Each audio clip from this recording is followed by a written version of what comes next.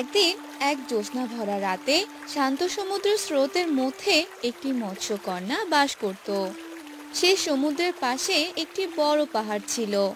সেখানেই মৎস্যকন্যা সুখেই থাকতে লাগলো। মৎস্যকন্যা মাঝে মাঝেই সেই পাহাড়ের কিনারায় আসতো, আর এভাবেই মৎস্যকন্যার দিন কাটতো। আর সে সাগরের পাশে ছিল একটি গ্রাম। সেই গ্রামে থাকতো অনেক মানুষ। গিন্নি, ও গিন্নি, আমি সাগরে মাছ মারতে গেলাম। সে কি গো, তুমি কালই তো অনেকগুলো মাছ মেরে নিয়ে এলে, আজ আবার মাছ মারতে যাচ্ছ যে? আরে, আর বলো না, সেই সাগরে তো অনেকগুলো মাছ আছে। যখনই জাল ফেলি তখনই অনেকগুলো মাছ উঠে আসে।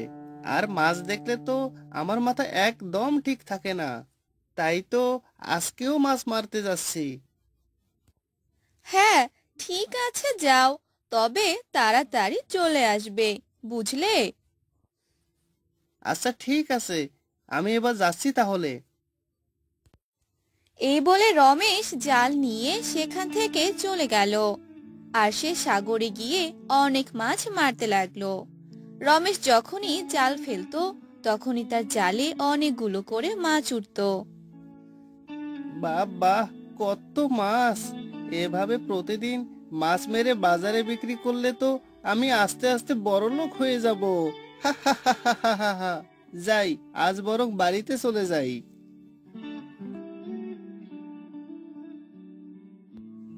এরপর রমেশ সেই মাছগুলো নিয়ে সেখান থেকে বাজারে চলে গেল। আর সেই মাছগুলো সব বিক্রি করে দিল, আর অনেকগুলো টাকা পেল। সেই টাকা নিয়ে রমেশ বাসায় চলে এলো। তখন রমেশ তার বউকে ডাকতে লাগলো। গিন্নি, ও গিন্নি, দেখে যাও দেখে যাও।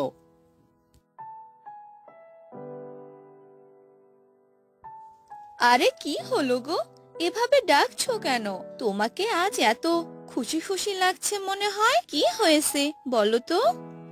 আরে গিন্নি, আজ তো আমার অনেক লাভ হয়েছে। আজ যে মাছ বিক্রি করে অনেকগুলো টাকা পেয়েছি। তাই নাকি গো? সত্যি বলছো তুমি? দাও দাও, টাকাগুলো আমাকে দাও। আমার কাছে ভাবে রমেশের সুখে দিন কাটছিল।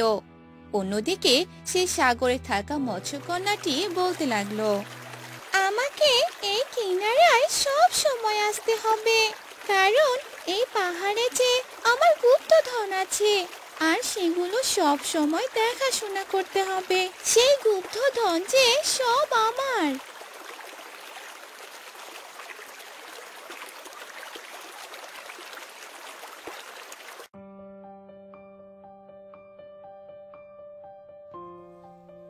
আমি আজকেও সাগরে গিয়ে মাছ মারবো। বৃষ্টির কারণে হয়তো আজকে অনেক বেশি মাছ পাওয়া যাবে। আজ তো অনেক বৃষ্টি পড়ছে, আর তুমি যে সেদিন মাছ বিক্রি করে টাকাগুলো পেয়েছো, তা দিয়ে তো আমাদের অনেক দিন চলে যাবে। না গো, আমি যে অনেক বড়লোক হয়ে যাব, আমার তো ভাবতেই অনেক খুশি লাগছে। যাই, তাড়াতাড়ি চলে যাই।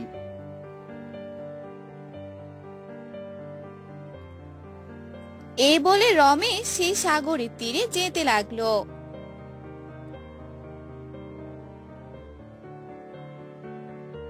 আর এবার অনেকগুলো মাছ মেরে বাসায় আসলো। এভাবে প্রতিদিন এত মাছ দেখে রমেশের অনেক লোভ জাগলো। এভাবেই কেটে গেল অনেক দিন। একদিন সাগরের তীরে একটি বৃদ্ধা বসে বসে কান্না করছিল। সেই কান্নার আওয়াজ মৎস্যকন্যা শুনতে পেল।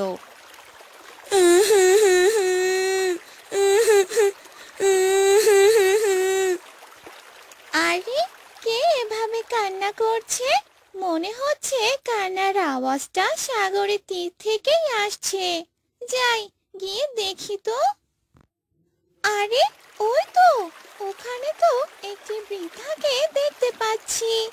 উনি হয়তো এভাবেই কান্না করছে। যাই, গিয়ে দেখে আসি ওনার কি হয়েছে, এভাবে কান্না করছে কেন। এরপর মৎস্যকন্যা সে বৃদ্ধাটার কাছে এসে বৃদ্ধাকে বলতে লাগলো, এই যে বুড়িমা, কি হয়েছে আপনার? আপনি এভাবে কান্না করছেন কেন? আমাকে বলুন, কি হয়েছে? আমি যে অনেক অভাবে আছি। আজ দুদিন থেকে না খেয়ে আছি। আমার সন্তান যে আমাকে বাড়ি থেকে বের করে দিয়েছে। কোথাও যাওয়ার মতো কোনো জায়গা নেই। আসলেই তো আপনার সন্তান এই কাজটি একদম ঠিক করেনি। অনেক বড় একটি অন্যায় করেছে আপনার সাথে।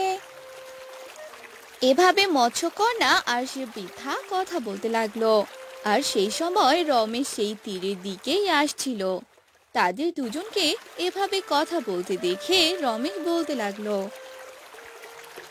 আরে, ওখানে তো একটি মৎস্যকন্যা আর একটি বৃদ্ধাকে কথা বলতে দেখছি, কিন্তু তারা দুজন কি নিয়ে এত কথা বলছে? শুনি তো, একটু এগিয়ে শুনি তো, তারা কি বিষয় নিয়ে এত আলোচনা করছে। এরপর সে রমেশ সবগুলো ঘটনা দেখতে লাগলো। আপনি কোনো চিন্তা করবেন না বুড়িমা, আমি আপনাকে সাহায্য করব। এই বলে মৎস্যকন্যা সে পাহাড়ের দিকে গেল আর সেখান থেকে এক কলসি মোহর এনে বৃদ্ধাকে দিয়ে দিল। বৃদ্ধা সেই মোহরগুলো পেয়ে অনেক খুশি হয়ে গেল। আর এ সকল ঘটনা দুষ্ট রমেশ দেখে ফেললো। ও, তাহলে এই ব্যাপার। এই পাহাড়েই তাহলে মৎস্যকন্যার গুপ্তধন আছে। তাহলে তো আমাকে এই গুপ্তধনগুলো চুরি করতেই হয়। মৎস্যকন্যা আর ওই বুড়ি চলে গেলে আমি সেই গুপ্তধনগুলো চুরি করে নিয়ে আসবো। কিছুক্ষণ পরেই মৎস্যকন্যা পানিতে চলে গেল আর বুড়িমা সেই এক কলসি মোহর পেয়ে খুশি হয়ে বাড়িতে গেল। আর সেই সময় রমেশ একটি নৌকা করে সে পাহাড়ের কাছে এলো আর সে গুপ্তধনটি চুরি করলো।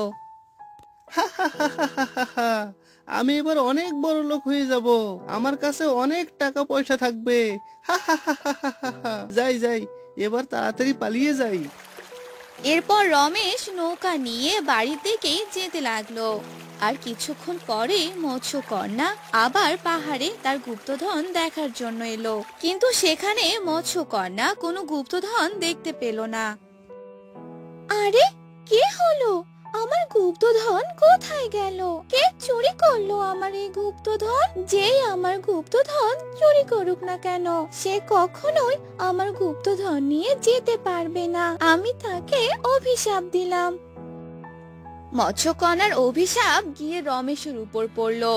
রমেশ তখন সাগরের মাঝামাঝি পথে। তখনই সেই নৌকাটি অনেক নড়াচড়া করতে লাগলো। আরে আরে আরে আরে, এ কি হচ্ছে? নৌকাটি এত, আহ আহ আহ আমি তো পড়ে যাব। আহ রমেশ নৌকা সহ পানিতে ডুবে গেল। আর অনেক গভীর পানি ও স্রোত থাকার কারণে রমেশ ভালোভাবে সাঁতার কাটতে পেল না, যার কারণে সে পানির নিচে ডুবে মারা গেল। এতে করে রমেশ সে গুপ্তধন পেল না, আর সাথে করে নিজের জীবনও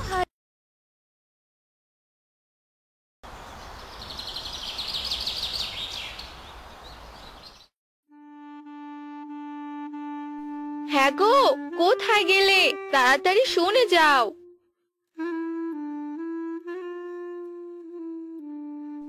আরে কি হলো, চেঁচাচ্ছ কেন?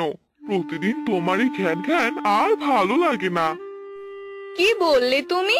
আমি ঘ্যান ঘ্যান করি? থাকবো না আর এই বাড়িতে। আমি আজই বাবার বাড়িতে চলে যাব। কোনো লাভ নেই, আবার ফিরে আসতে হবে। তাই এ কথা আর বলো না। কেন ডাকছিলে তাই বলো। প্রতিদিন এত এত খাবার খেয়ে তো মোটা হয়ে যাচ্ছ। যাও, বাহিরে গিয়ে একটা কাজের ব্যবস্থা করে আসো, না হলে এত বেশি মোটা হয়ে যাবে যে পরে আর হাঁটতেই পারবে না। ও, আমি সুখে থাকি এটা তোমার ভালো লাগে না তাই না? তাই আমাকে দিয়ে কাজ করাতে চাও? আমি এত কথা শুনতে চাই না বাপু, এখন তাড়াতাড়ি কাজে যাও। দেখো কোনো কাজের ব্যবস্থা করতে পারো কিনা, এত অলস মানুষ কোথাও দেখিনি। হ্যাঁ, হয়েছে হয়েছে, আর বক বক করতে হবে না। আমি যাচ্ছি। সারাটা দিন কথা বলতেই থাকে, আর একটু হলেই তো মুখ দিয়ে খই ফুটতো। এ কথা বলেই লালু বাহিরে বেরিয়ে পড়ে আর হাঁটতে থাকে।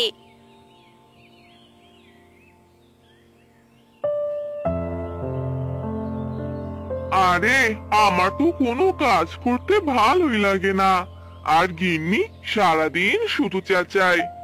ইস, কি যে করি।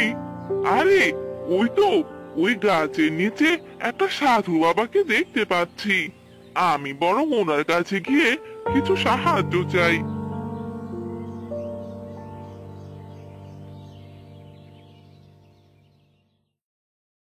সাধু বাবা, আরে ও সাধু বাবা, আপনি এখানে বসে কি করছেন? ও সাধু বাবা! চুপ কর! তোর এত বড় সাহস, তুই আমার ধ্যান নষ্ট করলি? ও, আপনি ধ্যান করছিলেন? আর আমি তো ভাবছিলাম আপনি ঘুমোচ্ছিলেন। আমায় আপনি ক্ষমা করে দিন সাধু বাবা। ঠিক আছে ঠিক আছে, এবার বল আমায় এত ডাকছিলি কেন? সাধু বাবা, আপনি আমায় একটু সাহায্য করুন, আমায় বাঁচান, আমার বউয়ের হাত থেকে বাঁচান সাধু বাবা। কেন রে, তোর বউ আবার তোকে কি করলো? আমার বউ আমায় শুধু কাজের কথা বলে, কিন্তু আমার তো কাজ করতে ভালো লাগে না। আমি তো শুধু আপনার মতো এভাবে সারাক্ষণ বসে থাকতে চাই। ও, তাহলে এই ব্যাপার? তুই তোর বউয়ের কাছ থেকে মুক্তি চাস, তাই তো? হ্যাঁ হ্যাঁ সাধু বাবা, একদম তাই। আচ্ছা ঠিক আছে, তুই এবার বাড়িতে চলে যা। গিয়ে দেখবি সবকিছু ঠিক হয়ে গেছে। সত্যি সাধু বাবা, আপনাকে অনেক ধন্যবাদ। বাবা, অনেক ভালো লাগছে।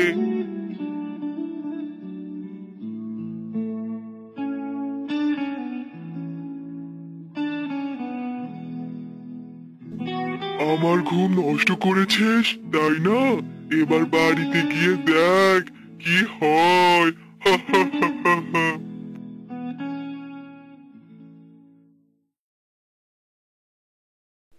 ও মা গো, ও বাবা গো, হে আমার কি হয়ে গেল?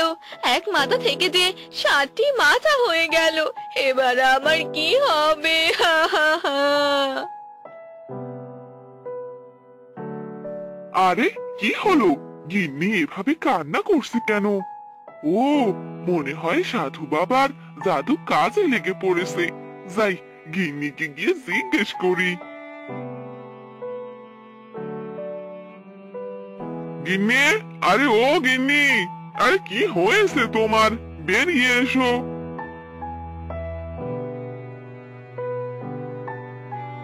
ওগো, বাঁচাও আমাকে। একে, এ তোমার অবস্থা হলো কি করে? তোমার মাথা তো দেখছি 7টা হয়ে গেছে, কিন্তু কি করে? সেটা তো আমিও বুঝতে পারছি না। এভাবেই লালু ও তার বউ কথা বলতে থাকে। এভাবে কেটে যায় বেশ কয়েকদিন।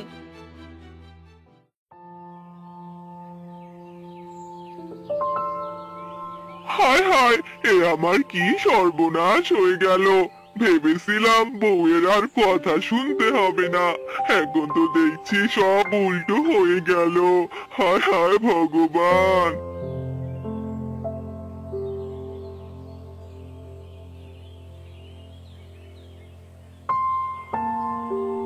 এখানে বসে বসে কি ভাবছো শুনি? তাড়াতাড়ি কাজ করতে চলে যাও, তারপর বাজার করে নিয়ে আসবে।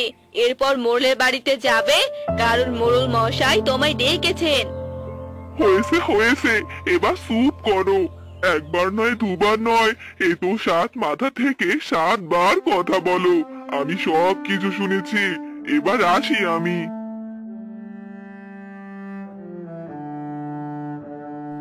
এ কথা বলে লালু বাড়ি থেকে বের হয়ে গেল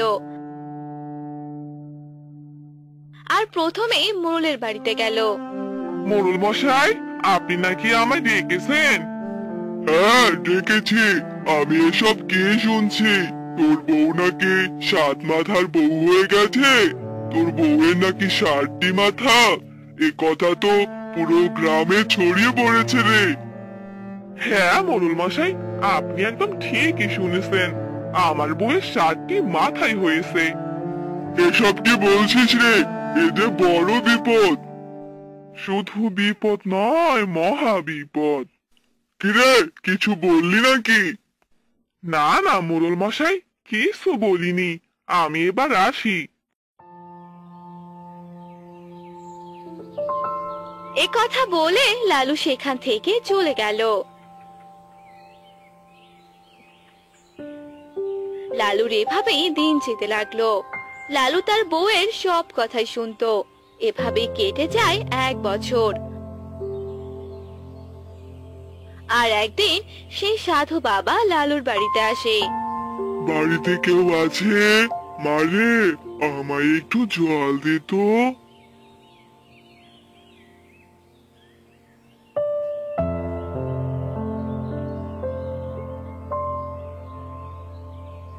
আরে সাধু বাবা, আপনি এখানে? আপনাকে আমি অনেক খুঁজেছি, কিন্তু কোথাও পাইনি। কেন রে, তুই আবার আমায় এত খুঁজিস কেন? তাহলে বলছি, গিন্নি, ও গিন্নি, এদিকে এসো তো।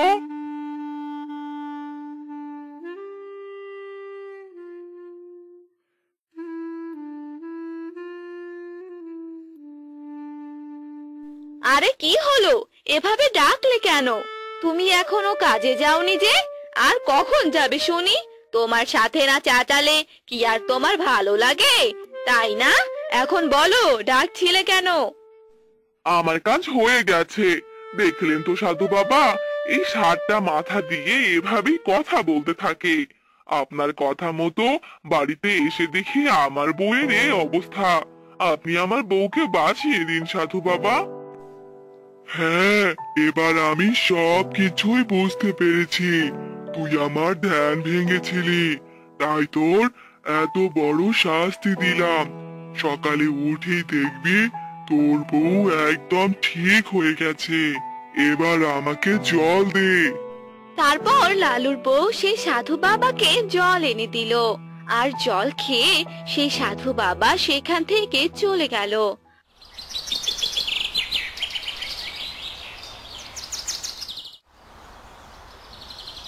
পরদিন সকালবেলা।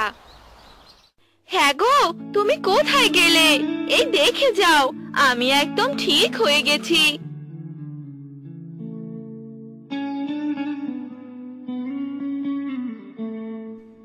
আরে তাই তো, তুমি তো দেখছি একদম ঠিক হয়ে গেছো। সাধু বাবা, তোমায় অনেক ধন্যবাদ। তুমি আমায় বাঁচালে। বাঁচালে মানে? কিসব বলছো তুমি? না গো গিন্নি, কিছু নয়। এবার আমায় খেতে দাও তো, আমায় আবার কাজে যেতে হবে। আচ্ছা, দিচ্ছি। লালুর বউ লালুকে খাবার এনে দিল। আর লালু খাবার খেয়ে সেখান থেকে কাজে চলে গেল। এবার আর কোনো অসুবিধা নেই। 7 মাথার বউ থেকে বেঁচে গেলাম। ভগবান আমায় বাঁচিয়ে নিলেন। এরপর থেকে লালু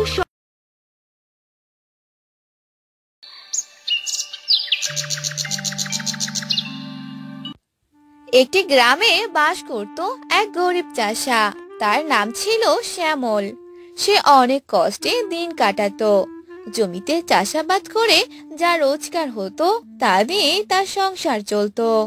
একদিন শ্যামলের বউ শ্যামলকে বলতে লাগলো, কি ব্যাপার, জমিতে যে নতুন কিছু চাষ করতে হবে, এ নিয়ে কিছু ভেবেছো কি? এ নিয়ে আর কি ভাববো বলো তো? আমার কাছে তো কোনো টাকা নেই। জমি চাষ করতে গেলে তো অনেক টাকার প্রয়োজন। এতগুলো টাকা আমি কোথায় পাবো? তুমি এক কাজ করো, মহাজনের কাছে গিয়ে কিছু টাকা ধার নিয়ে এসো।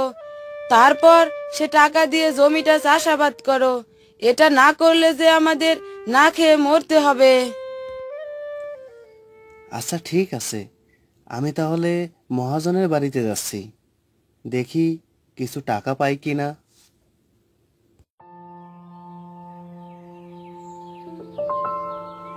এই বলে শ্যামল বাড়ি থেকে বের হয়ে মহাজনের বাড়িতে যেতে লাগলো। আর কিছুক্ষণ পর মহাজনের বাড়িতে পৌঁছে মহাজনকে ডাকতে লাগলো। মহাজন সাহেব, ও মহাজন সাহেব, বাড়িতে আছেন? আরে কি হলো, এভাবে ডাকছিস কেন? মহাজন সাহেব, আপনার সাথে আমার কিছু কথা ছিল। আরে বল, কি কথা বলবি? আমাকে যদি কিছু টাকা ধার দিতেন তাহলে অনেক উপকার হতো, পরে আপনার টাকা পরিশোধ করে দেব। তবে এই নে 25 টাকা, তাড়াতাড়ি শোধ করে দিবি, আর না হলে কিন্তু সুদে আসলে বেশি হয়ে যাবে। আচ্ছা ঠিক আছে। এসব বলে শ্যামল 25 টাকা নিয়ে সেখান থেকে চলে গেল। এরপর শ্যামল সে টাকা দিয়ে জমি চাষাবাদ করলো। আস্তে আস্তে অনেক দিন কেটে গেল, কিন্তু শ্যামল সেই টাকা পরিশোধ করলো না। আর একদিন মহাজন গরিব চাষা শ্যামলের বাড়িতে এলো। কে রে শ্যামল, বাইরে আয় তাড়াতাড়ি। আরে মহাজন যে, আপনি এখানে কি মনে করে? কি মনে করে এসেছি কিছুই কি বুঝতে পারছিস না? আমার টাকা কবে ফেরত দিবি? হ্যাঁ, ও মহাজন, আপনার টাকা আমি কালকেই দিয়ে দিব। আপনি নিশ্চিন্তে বাসায় চলে যান, আমি আগামীকালের মধ্যেই আপনার টাকা বাসায় পৌঁছে দেব। আচ্ছা ঠিক আছে, তাই যেন হয়। এরপর মহাজন বাসায় চলে গেল। পরদিনও মহাজন কোনো টাকাই পেল না।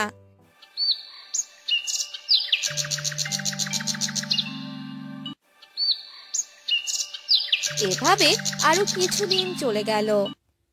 টাকা না দেওয়ার কারণে 25 টাকা সুদে আসলে 500 টাকার মতো হয়েছে। মহাজন সে টাকা না পাওয়ার কারণে সে গরিব চাষা শ্যামলের নামে বিচার দেওয়ার কথা বলে। এসব কথা শুনে শ্যামল মহাজনকে বলে, মহাজন সাহেব, আমি আপনাকে 100 টাকা দিচ্ছি, বাকি টাকা পরে দিয়ে দিব। তবু আপনি আমার নামে বিচার দিবেন না? না না, এই 100 টাকা দিয়ে কিছু হবে না। আমি সব টাকা একসাথেই চাই, কিন্তু এই 100 টাকা আমি অনেক কষ্টে জমিয়েছি, আর বাকি টাকা পরে দিয়ে দিব। কিন্তু সে মহাজন কিছুতেই রাজি হলো না, আর শ্যামলকে জেলে পাঠানোর কথা ভাবলো। আর এই চাষার নামে বিচার জানালো। এমন সময় শ্যামলা মাথায় চশমা চোখে তোখর বুদ্ধি এক উকিল এসে শ্যামলকে বলল, ওই 100 টাকা আমায় দিলে তোমার বাঁচবার উপায় করতে পারি। আমি আপনার হাতে পায়ে পড়ি, আমাকে বাঁচিয়ে নিন। তবে শোনো, আমার ফোন দি বলি, যখন আদালতের কাঠগড়ায় গিয়ে দাঁড়াবে তখন বাপু হে কথা টো কথা বলো না। সে যা কিছু বলুক না, গাল দিক আর প্রশ্ন করুক, তুমি তার জবাবটি দেবে না, খালি পাঠার মতো ব্যা করবে। তা যদি করতে পারো তাহলে আমি তোমায় খালাস করব। কর্তা, আপনি যা বলবেন আমি তাতেই রাজি।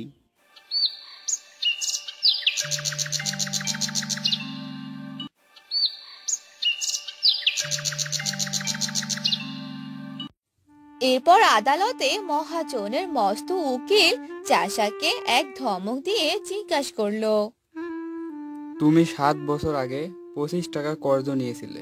ব্যা খবরদার বল নিয়েছিলে কি না। ব্যা হুজুর, আসামির বেদবি দেখুন। ফের যদি অমনি করিস তোকে আমি ফাটক দিব।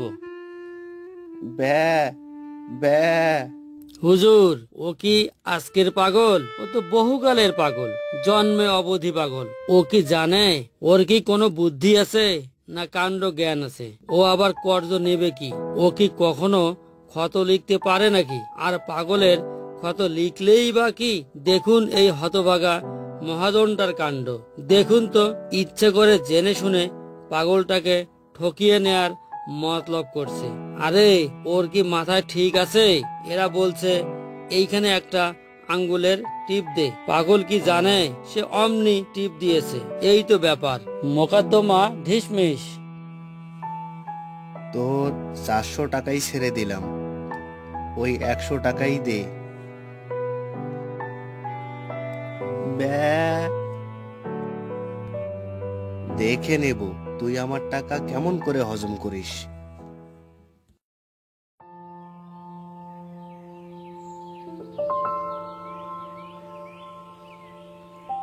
শ্যামল তার পোটলা নিয়ে গ্রামে ফিরতে লাগলো। এমন সময় তার উকিল এসে শ্যামলকে ধরলো। যাচ্ছ কোথায় বাপু? আমার পাওনাটা আগে চুকিয়ে যাও। 100 টাকার রফা হয়েছিল, 100 টাকার রফা হয়েছিল। এখন মোকদ্দমা তো জিতিয়ে দিলাম। ব্যা, বাপু হে, ওইসব চালাকি খাটবে না, টাকাটি এখন বের করো। ব্যা, উকিল তাকে নরম গরম অনেক কথাই শোনালো, কিন্তু শ্যামলের মুখে কেবলই ওই একই জবাব। তখন উকিল বলল, হতভাগা গো মুখ্য, পাড়া গিয়ে ভূত, তোর পেটে এত শয়তানি কে জানে। আগে যদি জানতাম তাহলে পোটলা শুদ্ধ টাকাগুলো আটকে রাখতাম। এই বলে উকিল সেখান থেকে চলে গেল। বুদ্ধিমান উকিলের আর দক্ষিণা পাওয়া হলো না, আর শ্যামলও খুশি মনে সেখান থেকে চলে গেল।